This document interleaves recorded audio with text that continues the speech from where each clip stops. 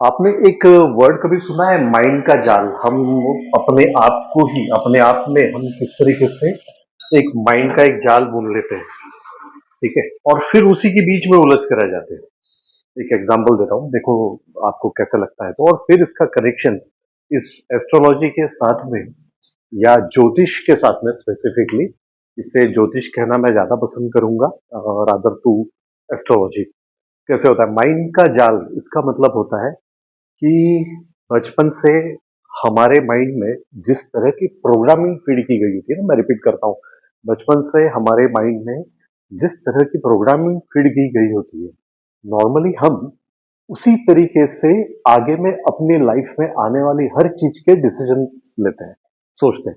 For example, अगर बचपन से हम किसी छोटे बच्चे को ये बोलते हैं, अरे ये तो पढ़ाई में अच्छा नहीं है लेकिन ये शायद खेलकूद में काफी अच्छा है, तो बच्चा नोइंगली अननोइंगली पता है क्या सोचने लगता है कि I am good in sports but I am not at all good in education. तो जाहिर सी बात है कि फिर चाहते हुए या न चाहते हुए भी ना वो क्या करता है, अपना पूरा ध्यान एजुकेशन से निकाल लेता है। हाँ, वो खेलकूद में अपना ध्यान कंटिन्यू रखे या नहीं रखे ये दूसरी बात है, लेकिन एजुकेशन से जरूर निकाल लेता है।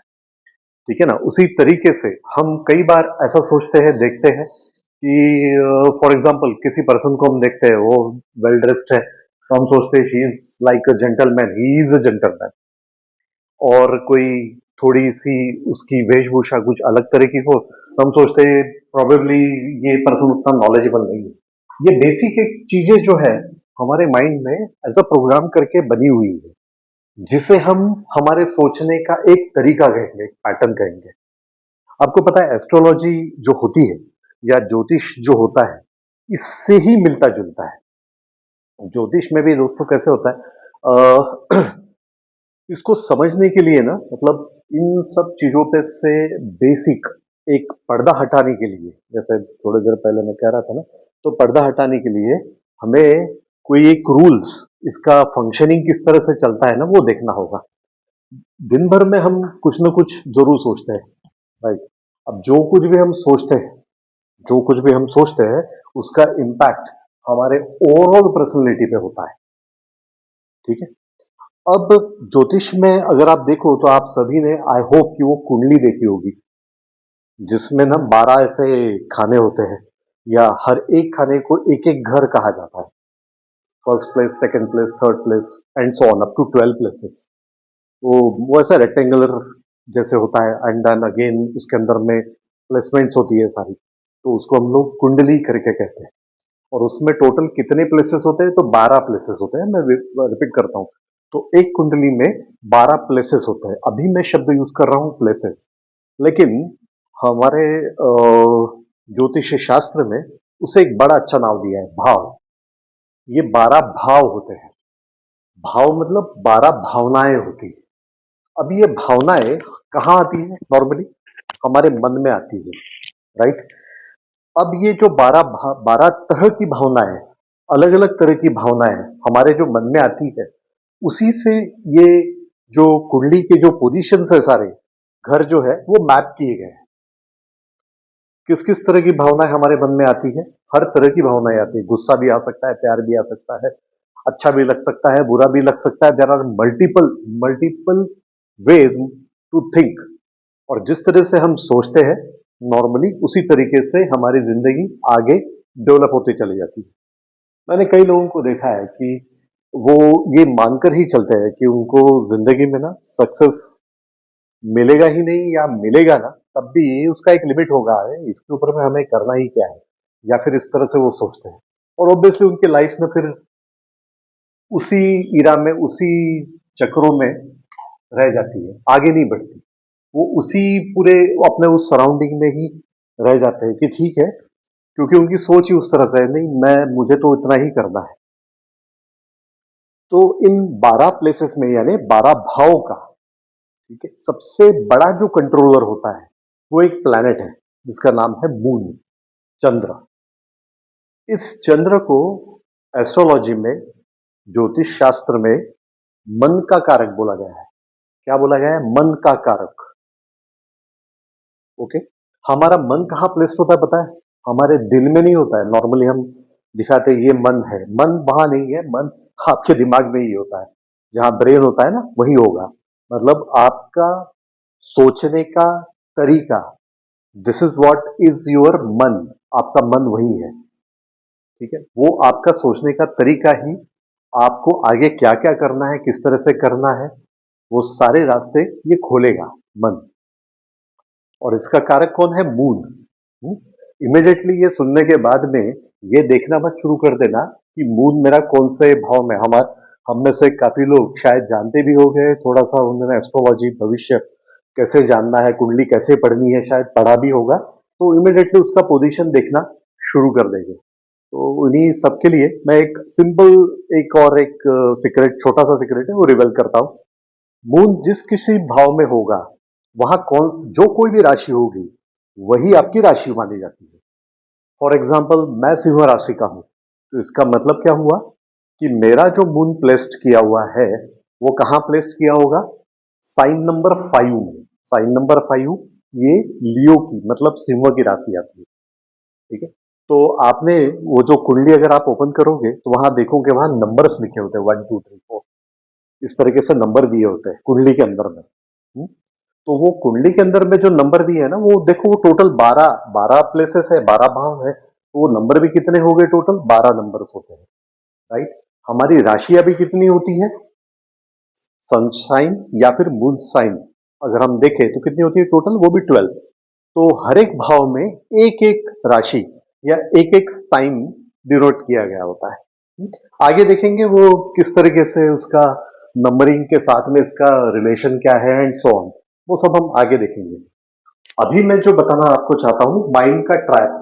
हम अपने माइंड के ट्रैप में से कैसे फंस जाते हैं, किस तरह से हमारा इंटरनल प्रोग्रामिंग एक्चुअली फंक्शन करता है, वो थोड़ा सा मैं बताना चाहता था आपको कि ये होता कैसे है। देखो, आज अगर मुझे कोई चीज करनी है, सपोज मेरा इंटरव्यू है या मेरा एग्जाम है, या फिर मेरे किसी इंपॉर्टेंट क्लाइंट के साथ में मेरा कोई मीटिंग है, ठीक है, या मैं कोई रिलेशनशिप में जाना चाहता हूं, तो मैं मेरे लाइफ में होने वाले पार्टनर से मिलने जा रहा हूं, तो ऑब्वियसली उस समय पे मेरा माइंड जो है वो कई ज्यादा और कई सारी चीजें सोचना शुरू कर देगा। मतलब हम नॉर्मल रहना छोड़कर, इजी रहना छोड़कर हम बहुत सारी चीजें सोचना शुरू कर देते हैं उसी समय पे। और वहीं पे एक और चीज डेवलप होने का चांस होता है, वो है फियर, मतलब डर। किस बात का डर? फेल्योर का डर।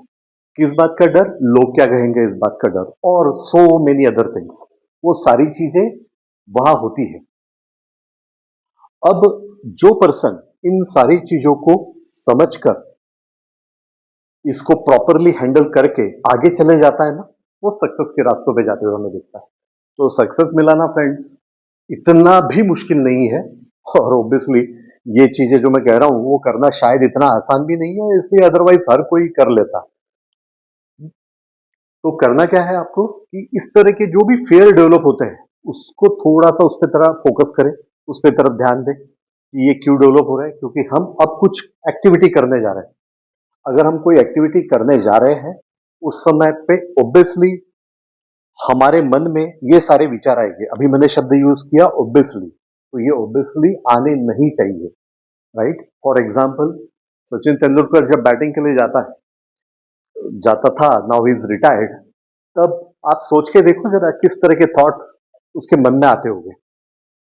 ग्रेट बैट्समैन, सारे के सारे लोग उसे देख रहे हैं, ठीक है ना, और उसके बाद में इतने सारे लोगों की अपेक्षाएं सारे लेके वो खेलने के लिए जा रहा है।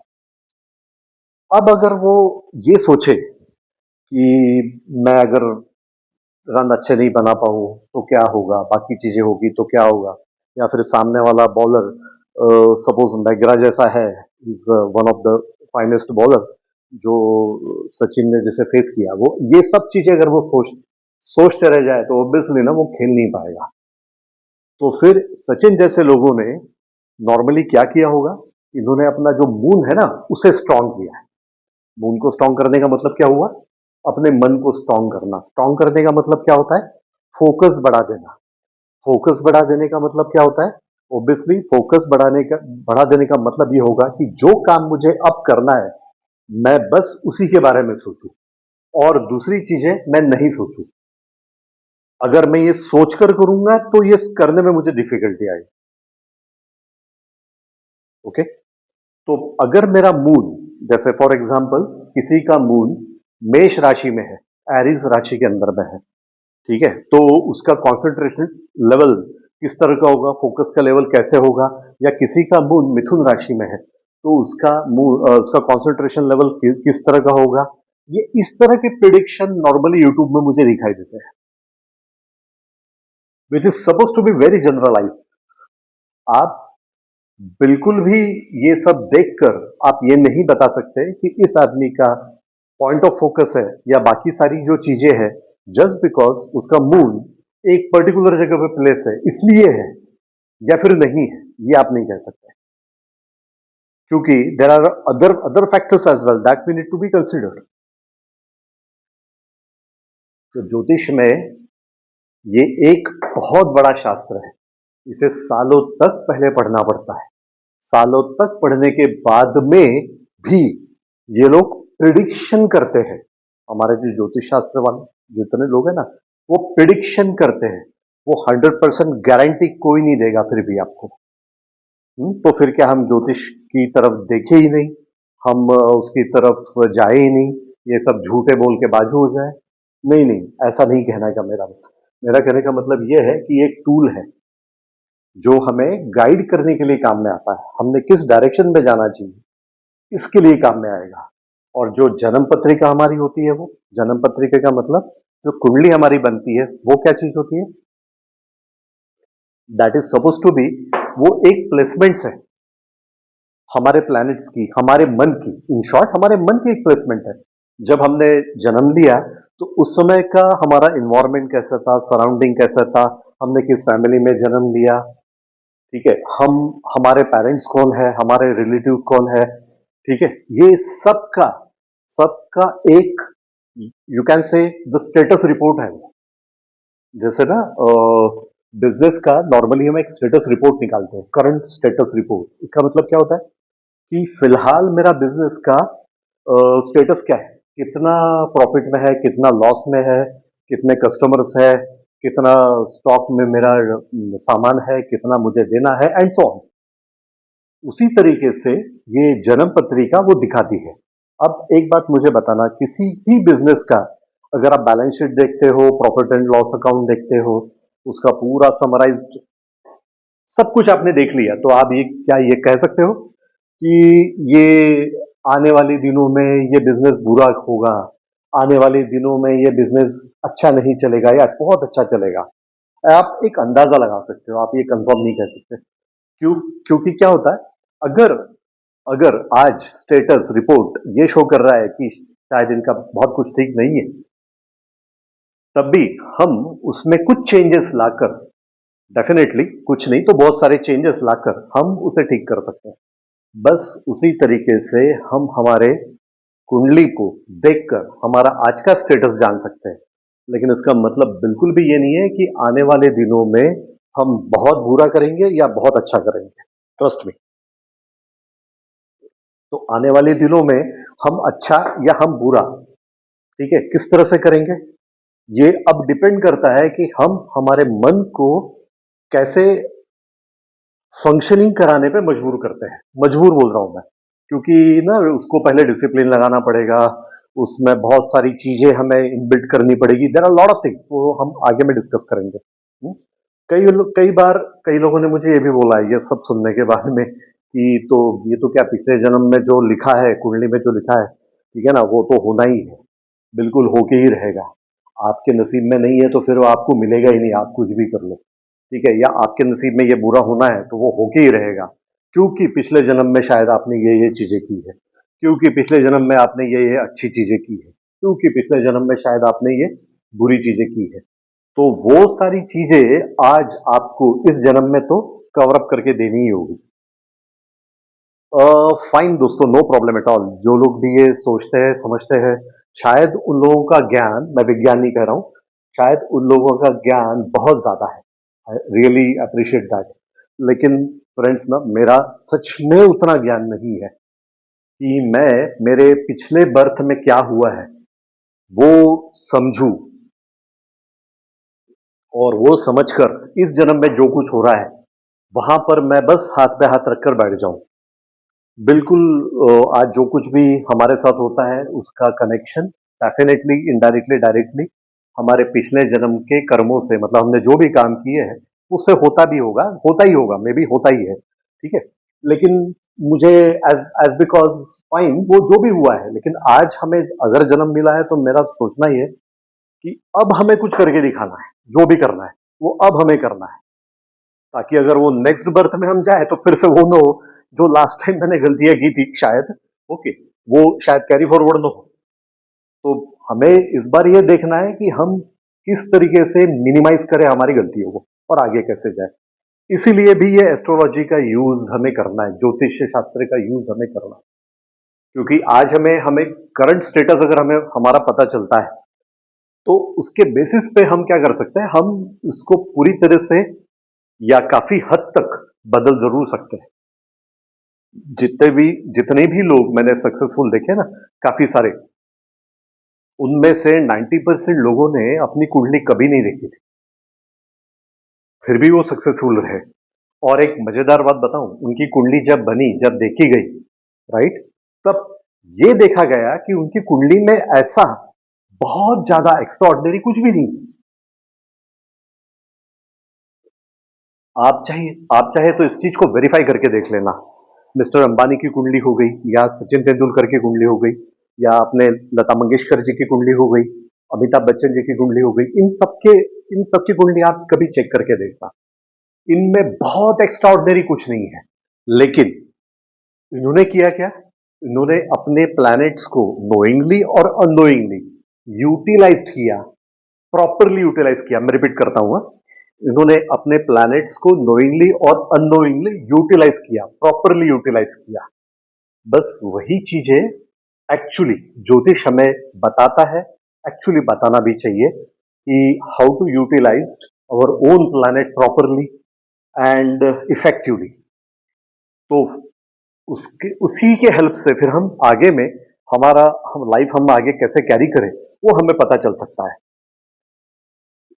क्योंकि पास तो हो चुका है, फ्यूचर अभी आने वाला है। तो करंट में हम लोग हैं तो पहले हमारे करंट को हम लोग ठीक करें, राइट। तो जैसे अभी थोड़ी देर पहले मैं कह रहा था कि कुंडली में कितने भाव होते हैं, 12। ठीक है ना, टोटल 12 भाव होते हैं। फर्स्ट पहला जो भाव होता है कुंडली में, जहां पे नंबर 1 मिलेगा आपको, जैसे मेरे पास में कुछ अभी फिलहाल मैं तो ट्रैवल कर रहा हूँ, जैसे ही मेरे पास में कुछ लैपटॉप या कुछ सामने में आता है, मैं आपको उसको विद पिक्चर दिखाने की कोशिश करूंगा। अभी तो मैंने जस्ट सोचा था कि मैं थोड़ा डिस्कस कर लूं, राइट। तो पहले भाव का मतलब ये होता है हमारा कैरेक्टरिस्टिक, मतलब हम किस तरह के इंसान है, हमारा सोच किस तरह से हो सकती है। ये सब कुछ हमारे पहले भाव पे होता है, जन्म का भाव जिसे कहते हैं हम। तो पहला भाव जन्म का है, तो 12वां भाव जो लास्ट भाव है वो मुक्ति का है। हमारे यहाँ 12वें भाव को भी ना एक बुरा सा भाव करके भी कहते हैं बहुत सारे लोग। जिस तरीके से शनि को, राहु को, केतु को, मंगल को, इन प्लैनेट्स को बुरे प्लैनेट कहा जाता है, उसी तरीके से कुछ भावों को, जैसे भाव नंबर 8, ठीक है ना, उसे भी बुरा माना जाता है। और उसी तरीके से भाव नंबर 12, 12वां भाव, उसको भी बुरा माना जाता है। एक्चुअली वो तो मुक्ति का भाव है। मुक्ति का क्या मतलब होता है, मुक्ति मतलब मैंने सब चीजों से संन्यास लेके मैं कहीं पहाड़ों पे चले गया टाइप, नहीं नहीं, वैसा उसका मतलब नहीं होता है। मुक्ति का मतलब ये होता है कि मैं जिस जिस काम में हूं, जिस जिस मेटलिस्टिक चीजों में हूं, ठीक है ना, वहां पर मैं डिटैच होके काम कर सकता हूं। अटैच होके काम करने की मुझे जरूरत नहीं, डिटैच होके मैं काम कर सकता हूं। ठीक है। जैसे डॉक्टर्स लोग होते हैं नॉर्मली, वो अगर हम अपने ही पेशेंट से अटैच हो गए, ट्रस्ट मी, वो सर्जरी नहीं कर पाएंगे। आप, आई होप आप समझ रहे हो, मैं बड़ा, सपोज मैं डॉक्टर हूं, मैं बड़ा अटैच हूं मेरे पेशेंट से, तो मेरा तो उससे सर्जरी करते समय तो आंसू निकल आए, तो मैं काम कैसे करूं आगे। ठीक है। तो मुझे अटैच नहीं होना है, मुझे डिटैच होकर काम करना है। मुझे काम करना होगा, अगर मैं डॉक्टर हूं तो उसका जो भी प्रॉब्लम है उसे सॉल्व करने के लिए। तो ये जो 12वां भाव है, ये मुक्ति का भाव है, इसी तरह की मुक्ति का भाव है। कई सारे लोगों का कहना है कि 12वें भाव में लास्ट का जो भाव है हमारा 12th भाव में, ये मेडिटेशन का भी भाव है। यहाँ पे अगर आप मेडिटेशन करो तो इसको हम बिल्कुल अच्छा कर सकते हैं। मेडिटेशन एक ऑनगोइंग प्रोसेस होती है हमारे डे टू डे लाइफ में, ठीक है ना? इसके बारे में भी हम बाद में बहुत डिटेल में डिस्कस करेंगे, डोंट वरी अबाउट इट, ठीक है? और इसी भाव को, 12वें भाव को भी हम लोग फॉरेन का भाव भी कहते हैं। फॉरेन का भाव मतलब आपका जन्म जहां कहीं भी हुआ है, ठीक है, जिस इन्वायरमेंट में आपका जन्म हुआ है, उस इन्वायरमेंट से हटकर दूसरे किसी इन्वायरमेंट में चले जाना, उसका मतलब फॉरेन का भाव होता है। फॉरेन का भाव मतलब ये नहीं कि मैं अगर इंडिया में हूं तो मैं यूएस में जा रहा हूं, दैट इज ओनली फॉरेन। नहीं नहीं, बर्थ प्लेस से आपके इन्वायरमेंट से कंप्लीटली चेंज। फॉर एग्जाम्पल, मैं नॉर्थ में दिल्ली में सपोज मेरा बर्थ हुआ है और अब मैं जा रहा हूं साउथ में, तो मेरे लिए that is suppose to be a foreign. तो कुंडली का मतलब होता है, फॉरेन का मतलब आप कंप्लीटली अपना इन्वायरमेंट चेंज कर रहे हो। तो 12वां भाव आपके उस बात को भी इंडिकेट करता है। तो किसी का मून अगर वहां प्लेस्ड है 12वें भाव में सपोज, तो हमने क्या समझ के लेना चाहिए? हमने मोटे मोटे तौर पे, हाँ फिक्स नहीं होता ये, हमने ये समझ के लेना चाहिए कि इस व्यक्ति का मन जो है वो कहाँ लग सकता है ज्यादा? मेडिटेशन में। इस व्यक्ति का मन कहाँ लग सकता है? डिटैचमेंट में, अटैचमेंट में नहीं। इस व्यक्ति का मन कहाँ लग सकता है? बाहर के, मतलब उस अपने इन्वायरमेंट के अलावा दूसरे किसी और इन्वायरमेंट के लोगों के साथ में कम्युनिकेट करने में। ऑब्वियसली इसमें अदर फैक्टर्स भी कंसिडर किए जाने चाहिए, ठीक है ना? ये नहीं कि ये बोलते से ही अब आप देखना शुरू कर दो कि मून 12th में है, इसका मतलब ये सारी चीजें होगी। ऐसा नहीं होता। जैसे मैंने पहले भी कहा था, ये शास्त्र बहुत बड़ा शास्त्र है। इसमें कई सारी चीजों की स्टडी करने की जरूरत होती है। इसी को अगर निगेटिवली बोला जाए तो किस तरह से बोला जाएगा? हाँ, इसका मून तो खर्चे वाले स्थान में, हाँ इसे खर्चे वाला भी स्थान कहते हैं, मतलब ये तो आदमी तो बहुत सारे एक्सपेंसेस करेगा, ठीक है ना? फिर ये है मुक्ति वाले स्थान में, इसका मतलब नहीं, इसका तो कहीं ध्यान भी नहीं रहेगा। आप कोई भी काम के लिए आप इसको बोलो तो शायद ये थोड़ा करे, बाद में शायद ये छोड़ ही दे, इसकी तरफ ध्यान भी नहीं दे, ठीक है ना? ये इस तरह की बातें भी आप इस भाव में मून के चलते आप बिल्कुल कह सकते हो, ठीक है? निगेटिव भी हुआ और पॉजिटिव भी हुआ। तो अगर कोई इंसान आपको मून 12th वाला आपको अगर हर तरीके से काम के प्रति निरुत्साही लगे, मतलब उसे कोई एनर्जी नहीं लग रही है, कोई कुछ काम नहीं कर रहा है, उसका 12th हाउस में मून है, तो आप उसे कैसे इंकरेज कर सकते हो? क्या आप पॉजिटिव साइड उसको दिखा सकते हो? उससे आप ये कहना चाहिए कि आप ना आपके इन्वायरमेंट को चेंज करो। What do you mean by environment को चेंज करना? आप थोड़ा बाहर के लोगों से ज्यादा कम्युनिकेट करो, आप थोड़ा और ज्यादा नॉलेज लेने की कोशिश करो, जिस नॉलेज का शायद आपको अभी तक कुछ पता नहीं है, ऐसे कुछ लोगों से मिलो, वहां से कुछ सीखने की कोशिश करो। देखना, उस इंसान में एनर्जी आना शुरू हो जाएगा, ठीक है? इसी चीज को आप चाहिए तो आप इसको अलाइनमेंट टेक्निक भी कह सकते हो, राइट? तो आई होप कि थोड़ा ध्यान में आ रहा है ये किस तरीके से कुंडली एक्चुअली हमें हेल्प कर सकती है, हमें गाइड कर सकती है कि हम आगे कैसे बढ़े। नॉर्मली मैंने हमेशा ये देखा है कि हमारा जो सारा जो ध्यान होता है, जब भी हम कुंडली की तरफ देखते हैं या भविष्य की तरफ भविष्य जानने की कोशिश करते हैं, तो कुछ गिनी चुनी चीजें होती है जिसकी तरफ फोकस हमारा ज्यादा होता है। हम्म? जानते होंगे आप सब लोग, करियर की तरफ होता है, फाइनेंस की तरफ होता है, ठीक है? फिर हमारी हेल्थ की तरफ होता है, रिलेशनशिप की तरफ होता है, राइट? हमारी एजुकेशन की तरफ होता है, सोशल लाइफ की तरफ होगा, फिर हेल्थ जिसको मैंने कहा, तो फिजिकल हेल्थ भी होती है, उसमें मेंटल हेल्थ होती है, इमोशनल हेल्थ होती है। हम इन सब चीजों की तरफ ज्यादा फोकस करते हैं, मतलब जब भी कोई भी अपने प्रॉब्लम में उलझ जाता है, तो नॉर्मली इन्हीं इन्हीं चीजों के बीच में से वो कहीं ना कहीं वो गुजरता होता है, राइट? एक तो फाइनेंशियल प्रॉब्लम्स होती है, या फिर जॉब की प्रॉब्लम होती है।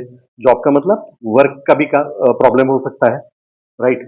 या फिर रिलेशनशिप का इश्यूज हो सकता है। तो हमारे कुंडली में ना हर हर प्रॉब्लम के लिए, हर एक्टिविटी के लिए, हर एक प्लेसमेंट दी गई है। उस प्लेसमेंट को थोड़ा सा हमें डिटेल में इसके लिए हमें देखना होगा। लेकिन एक बात और, कोई भी प्लेसमेंट बहुत ज्यादा अच्छी या कोई भी प्लेसमेंट बहुत ज्यादा बुरी, मैं वापस वापस ये चीजों को कह रहा हूं, ठीक है, ये नहीं होती है। अगर हम, हमारा जैसा मन है, सुबह से लेकर रात तक हम जो भी सोचते हैं, या रात को सोने के बाद में भी हम सोचते रहते हैं कंटिन्यू, राइट? हमेशा हम सुनते हैं ना लोगों से, पॉजिटिव सोचो, पॉजिटिव सोचो, पॉजिटिव सोचो। So what do you mean by that positive सोचना? इसका क्या मतलब होता है? इसका मतलब ये होता है कि आप ना अपने मन में कोई गोल सेट करें अपने जिंदगी का। बिना गोल की जिंदगी बिल्कुल भी काम की नहीं होती, ठीक है ना? अब ये गोल जरूरी नहीं है कि आप मेरा $1 मिलियन का कोई कंपनी बने, या फिर मैं इंडिया का प्राइम मिनिस्टर बन जाऊं, इस तरह के सेट करो, ठीक है ना? ये गोल ऐसे भी हो सकते हैं कि मैं आज अच्छा खाना बनाऊं, मैं आज जो मेरी गाड़ी है उसे अच्छे से क्लीन कर लूं, मैं मेरे रूम को आज प्रॉपरली अरेंज कर लूं, मैं मेरे डेस्क को आज प्रॉपरली अरेंज कर लूं, मैं मेरे मेरे ड्रेसिंग सेंस में शायद मैं थोड़ा और चेंज ला लूं, ठीक है ना? ये छोटी छोटी चीजें भी हम अ, अपने आप को टास्क दे के कंप्लीट कर सकते हैं, ठीक है? तो इन सब छोटी छोटी चीजों पे जब हम फोकस करेंगे ना, तो बड़ा बदलाव आने का चांसेस बढ़ जाता है। ये ज्योतिष भी हमें ना यही ज्ञान देता है कि हम किस तरह से अपने आप में बदलाव लाना शुरू करें। तो देखो, पहले हम फिर से पहली भाव की तरफ आते हैं, फर्स्ट पोजीशन आपका, ठीक है? तो पहला भाव आता है आपका, जैसे मैंने कहा था, लग्न भाव, जिसको हम लोग, इसका नाम ही है लग्न। What do you mean by लग्न? लग्न का मतलब तो देखा गया तो ये मैरिज इसका मतलब होता है। इट मीन्स जब बेबी जन्म लेता है उस समय पे प्लैनेट की पोजिशंस क्या थी, तो उस तरह का कैरेक्टरिस्टिक आपके माइंड में, आपके पूरे ओवरऑल बॉडी में वो आएगा, ठीक है? जैसे मैंने कहा, फॉर एग्जाम्पल, किसी का लग्न लियो लग्न है, सिंह लग्न है, या किसी का लग्न कुंभ लग्न है, एक्वारिस है, ठीक है ना? तो एक्वारिस के जो भी कैरेक्टरिस्टिक होते हैं, या लियो के जो भी कैरेक्टरिस्टिक होते हैं, या कर्क है, कैंसर है, उसके कैरेक्टरिस्टिक होते हैं, तो नॉर्मली वो सारे कैरेक्टरिस्टिक ये अपने सबकॉन्शियस माइंड में लेके जन्म लेता है। So what do mean by subconscious mind? एक ऐसा माइंड, एक ऐसा इंटरनल प्रोग्राम जो आपके माइंड में ऑलरेडी बना हुआ है। वो एग्जीक्यूट होता है या नहीं होता है वो अलग बात है, लेकिन वो ऑलरेडी बना हुआ है। लेकिन हम लोगों ने क्या किया है कि हम लोगों ने कुछ प्रोग्राम अपने आप ही उसके बाद में डिफाइन करके रखे। फॉर एग्जाम्पल, जैसे मैं अभी आपको बता रहा था कि किसी का कन्या लग्न है, मेरे को, तो हम नॉर्मली क्या सोच लेते हैं कि ये कन्या लग्न का कैरेक्टर का इंसान है, मतलब ये थोड़ा सा ना, ये सॉफ्ट स्पोकन होगा, और शायद इसे कोई भी इस तरह के काम जिसमें हम लोग कह सकते हैं कि जहां पे मस्कुलाइन पावर ज्यादा लगे, वो शायद ये कर ना पाए, मेल और फीमेल, ओके? जैसे लियो लग्न है, तो हम ये सोचते हैं कि ये तो, इसमें तो कमांडिंग कैपेसिटी होगी, और लियो के जो भी कैरेक्टर्स है वो इसी में होंगे। एक हद तक ये सही है, लेकिन ये पूरा सही नहीं है। ये पूरा सही इसलिए नहीं है क्योंकि इस पोजीशन के अलावा हमें साथ साथ में इसके मून की भी पोजीशन देखनी है, इसका मन एग्जैक्टली कहां पर है वो भी देखना चाहिए। मतलब अगर किसी का लियो लग्न जरूर है लेकिन मून उसका कन्या में है तो, या कर्क में है तो, राइट? इसलिए इमिडिएटली किसी भी कंक्लूजन पे जंप मत करो, ठीक है? ये तो, और जैसे मैंने कहा, ये तो हमें इनिशियली स्टेटस मिला हुआ है जब हम पैदा हुए तब, राइट? लेकिन इससे भी ज्यादा इंपैक्टफुल पता है कौन होता है? हमारे सराउंडिंग के लोग, हमारे पेरेंट्स, फिर हमारे टीचर्स, फिर हमारे फ्रेंड्स, ठीक है? ये, और हमारे रिलेटिव्स, ये हमारे सराउंडिंग के लोग, ये नॉर्मली हमें लियो के जैसा, या वर्गो के जैसा, या स्कॉर्पियो के जैसा, एंड सो ऑन, ये हमें बताते हैं कि you are like that only. तो हम धीरे धीरे ना उसी तरह से एक्ट करना शुरू कर देते हैं। अब ये प्रॉब्लम एक्ट करते समय क्या होती है, जब आप रियल लाइफ में जाते हो, आगे चल के जब आप एक्चुअल में वर्किंग में आते हो, और ये धीरे धीरे ये लेयर जब हटने लगता है, तो आपको ध्यान में आता है कि शायद मैं बहुत ही गलत प्रोफेशन में हूं। तो हम में से इसलिए कई लोगों को ये लगता है कि जो भी प्रोफेशन मैंने चूज किया है ना वो शायद ठीक नहीं है, मैं शायद इसी के लिए इसके लिए बना भी नहीं था। हुँ? फिर हम दौड़ते हुए ज्योतिष के पास में जाते हैं। फिर ज्योतिष हमें शायद बताते हैं कि आपकी ना साढ़े साती चल रही है शनि की, तो फिर आपको ये सारी प्रोसीजर आपको करनी पड़ेगी।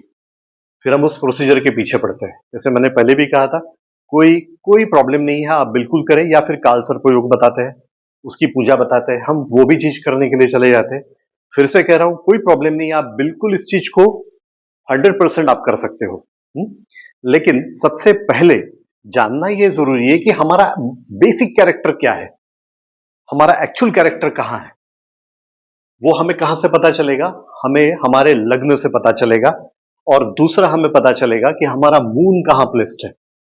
ठीक है, अब ये दो बातें तो हो गई, लेकिन साथ साथ में ना हमें यह भी देखना पड़ेगा कि ये जो प्लैनेट है, कौन सा मून, उसका डिग्री कितना है। यस, मैंने एक शब्द अभी जो यूज किया है, डिग्री, ठीक है ना, तो उसका एक डिग्री कहीं ना कहीं आप नोट करके रख लेना आगे में जब भी वक्त मिले तब, मून का स्पेसिफिकली। ठीक है, वो अगर हायर डिग्री में है तो वो एक्ट कैसे करेगा, वो लोअर डिग्री में है तो कैसे एक्ट करेगा, ठीक है, या फिर वो मीडियम कहीं पे है तो वो किस तरह से काम करेगा, वो सब भी हमें कैलकुलेट करना पड़ेगा। कई सारे ज्योतिष ये मानते हैं कि मून की तरफ वो ज्यादा ध्यान नहीं देते। उन्हें क्या लगता है, ये फास्ट मूविंग प्लैनेट है। मैं रिपीट करता हूं, उन्हें लगता है कि मून है फास्ट मूविंग प्लैनेट। अब फास्ट मूविंग प्लैनेट है तो उसका इंपैक्ट ज्यादा नहीं होगा, ऐसा उनका मानना है। मेरा इस पर यह कहना है कि फास्ट मूविंग प्लैनेट बिल्कुल है, उसका इंपैक्ट बिल्कुल थोड़ी देर के लिए होगा एक राशि पे, राइट, लेकिन वो जब कभी इंपैक्ट करेगा अपना असर जरूर छोड़ेगा। अब क्या हुआ है, हम सिविलाइजेशन डेवलप होके कई साल हो चुके हैं, राइट। इतने सारे सालों में हमारे सिविलाइजेशन ने एक काम अच्छा किया है। वो क्या किया है पता है? हमने बहुत सारा डेटा कलेक्ट कर लिया है। मतलब हम सोचते बहुत ज्यादा है। What do you mean by सोचते बहुत ज्यादा है? हमारे माइंड में ना थॉट प्रोसेसेस है, बहुत सारी थॉट प्रोसेस है। आज से कुछ हजार साल पहले, शायद 2000 साल पहले, शायद 5000 साल पहले, शायद 10,000 साल पहले, शायद लोग इतना नहीं सोचते थे, क्योंकि आसपास में उतना डेटा अवेलेबल नहीं था। अब क्या हुआ है, अब डेटा ही डेटा है हर तरफ। अब ये ज्यादा डेटा होने की वजह से क्या हो रहा है, हम सोच ज्यादा रहे हैं, राइट। तो ये सब कहां जा रहा है सोचने में, हमारे मन के अंदर में कलेक्ट हो रहा है। दैट इज इंफॉर्मेशन, हम एवरीडे हम लोग वो सारी के सारी इंफॉर्मेशन को अकोमोडेट कर रहे हैं। तो इसलिए हमारा मून जो अब क्या हो रहा है, मून बहुत ज्यादा एक्टिवेट हो चुका है और सेंसिटिव भी हो चुका है। इतनी इंफॉर्मेशन मिलने के बाद में ये नॉर्मल बिहेव नहीं करेगा, ये सेंसिटिव भी हो जाएगा। इसीलिए हमने अभी देखा होगा पिछले कुछ सालों में, और ये बढ़ते ही चले जा रहा है कि साइकोलॉजिकल ट्रीटमेंट की जरूरत काफी लोगों को पड़ रही है। और इसके अलावा ज्योतिष्य के पास में जाने वाली की जो संख्या है वो बढ़ती चली गई है। ठीक है, तो ये फिर कई लोग सोच बोलते हैं कि आप उससे ये करो, क्या, मेडिटेट करो, फोकस करो, फोकस करने से फिर आपकी ये प्रॉब्लम रिजॉल्व होगी। मेडिटेशन करते समय हम नॉर्मली ये सोचते हैं कि कोई भी और विचार अपने मन में नहीं आने चाहिए। इस बात पर भी मेरा ये कहना है कि अगर हम मेडिटेशन की प्रोसेस कर रहे हैं और विचारों को रोकने की कोशिश कर रहे हैं, तो शायद 90% लोग ना सक्सेसफुल नहीं हो पाए। इतने सारे थॉट्स हमारे माइंड में होते हैं, सबको पर्पसली दूर करने में ना एक और थॉट लगेगा, शायद अनेक अनेक और थॉट लग जाए, तो ये सारे दूर होने की जगह पर ना और ज्यादा कंफ्यूजन क्रिएट होना शुरू हो जाए। तो मेडिटेशन, अब जैसे मैंने थोड़ी देर पहले कहा था, तो meditation is a ongoing process, it means focus. इससे तो अच्छा ये होगा कि हम जो भी एक्टिविटी कर रहे हैं, अभी फिलहाल आप जो भी एक्टिविटी कर रहे हो, शायद आप ये सुन रहे हो, तो इसे पूरी फोकस के साथ सुने, इसको समझने की कोशिश करें। जो भी अभी आप, सपोज आप खाना बना रहे हो, if you are in cooking, तो कुकिंग करते समय आप पूरा ध्यान दें कि किस तरह से, किस लिए आप कुक कर रहे हो। अगर आप कोई व्हीकल ड्राइव कर रहे हो तो उस समय पर ध्यान दें कि आपका फोकस किस तरीके से उस ड्राइविंग पे रहे। That is also called a meditation.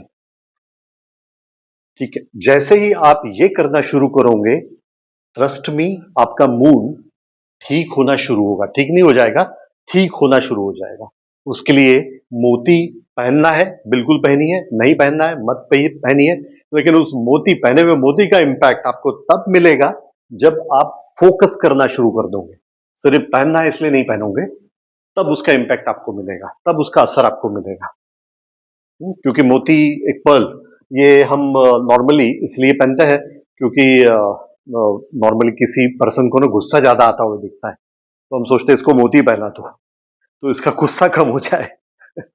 क्यों भाई, उसे उसके एनर्जी के लेवल बहुत ज्यादा है एक्चुअली, तो इसलिए उस इंसान को गुस्सा ज्यादा आ रहा है, तो उसके एनर्जी को लेवल को समझ के उस एनर्जी को प्रॉपरली यूटिलाइज करना छोड़कर हम लोग नॉर्मली क्या कर रहे हैं, उसे सप्रेस कर रहे हैं, हम लोग उसको दबाने की कोशिश कर रहे हैं।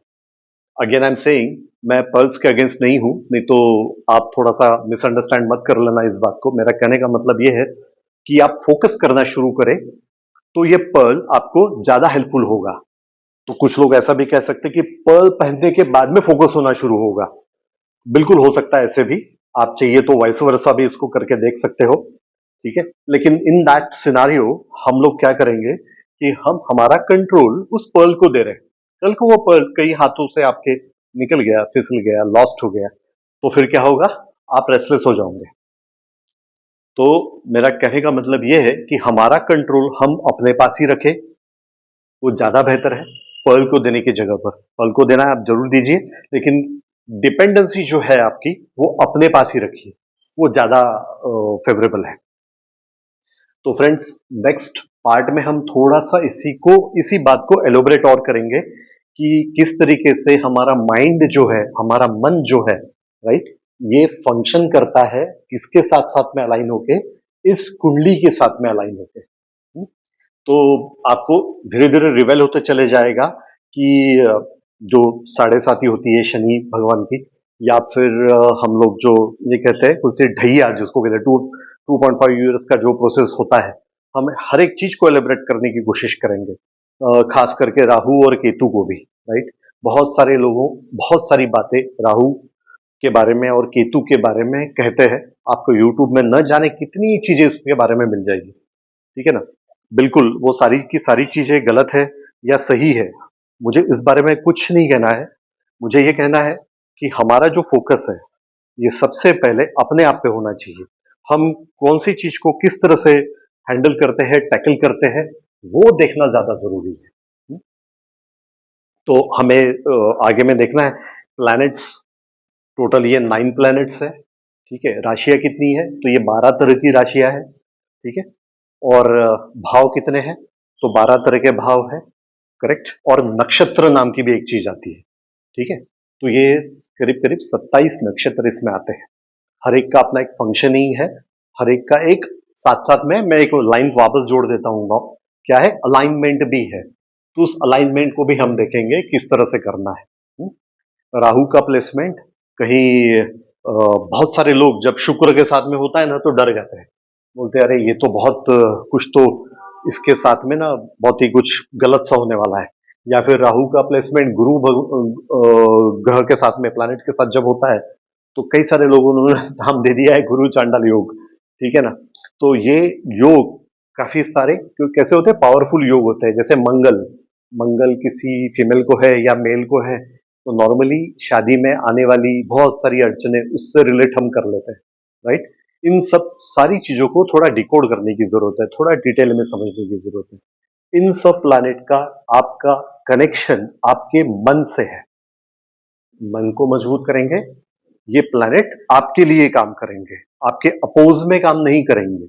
इनमें से कोई भी प्लैनेट आपके अपोज में काम करने के लिए नहीं बना है, न कोई प्लेसमेंट आपके अपोज में काम करने के लिए बनी है, ठीक है। तो ये बात बिल्कुल दिमाग से निकाल दो कि अभी गुरु का ट्रांजिट होने वाला है, गोचर जिसको हम कहते हैं ट्रांजिट, ओके।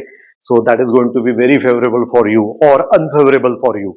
और मे बी कुछ लोगों की अभी साढ़े साथी शुरू हो जाएगी या ढैया शुरू हो जाएगी शनि महाराज की, तो that is again, there are so many peoples, वो ये भी बोलते हैं कि ये साढ़े साथी आपको तो बहुत रिच बना के छोड़ेगी। और कुछ लोग ये भी कहते हैं आप तो बच के चलना पड़ेगा आपको, ठीक है। मेरा ऐसा कहना है ये दोनों चीजें नहीं है, ये ना रिच बनाएंगे आपको ना आपको जमीन पे लाएंगी। ये सारे प्लैनेट आपको आपके कर्म मतलब आपके काम, जिसमें डेली एक्टिविटीज से लेके तो आपकी weekly activity, monthly activity, yearly activity, quarterly activity, जिस तरह से रिपोर्ट निकालते हैं ना हम लोग, उसी तरह की एक्टिविटी पे फोकस करने के लिए बोलते हैं। थोड़ा इस चीज को थोड़ा हमें समझ के लेना होगा one by one. So will try to let's say understand what exactly these planets are going to tell us and how to, let's say, we try to act accordingly so that हमारा life जो है ये डर में से निकल जाए. Okay